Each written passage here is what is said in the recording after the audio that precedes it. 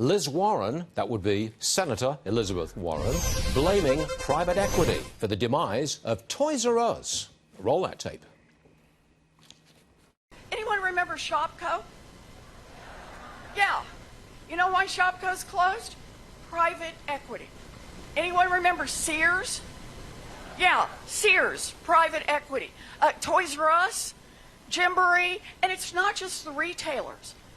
They've done this to nursing homes. They've done this to grocery stores.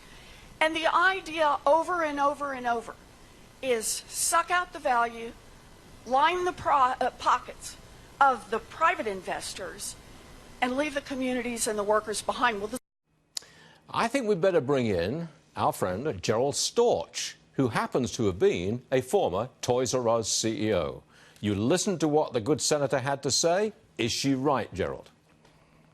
Look, anyone who follows retail knows that the issue is the growth of the internet, e-commerce and Amazon. That's what is killing these retailers. And, it's not who happens to own them or not. The markets are causing this, and the markets will fix it.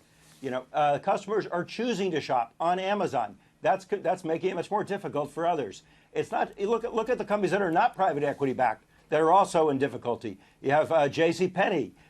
You have Pier 1. You just talked about Ascena Group. They have a great management, but they're in the epicenter of the problem right now, which is apparel, mall-based stores, and the internet is just destroying these guys. Well, Gerald, what would happen? After the other. What would happen to the stores that you just mentioned if there was no such thing as private equity and Senator Warren got her way? She ends private equity. What happens to those stores? It wouldn't change any.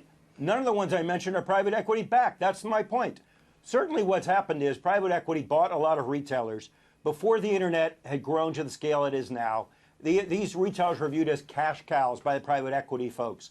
What they didn't understand was that capital demands would be increasing dramatically with the growth of the internet because you had to remodel stores and invest in the internet at the same time. So what we saw is a lot of the companies that were highly leveraged, whether it's due to private equity or otherwise, are the first ones to be victims of the growth of e-commerce. But they're not the only ones. The companies I named, none of them are private equity backed, and they're all in trouble for absolutely the same reason.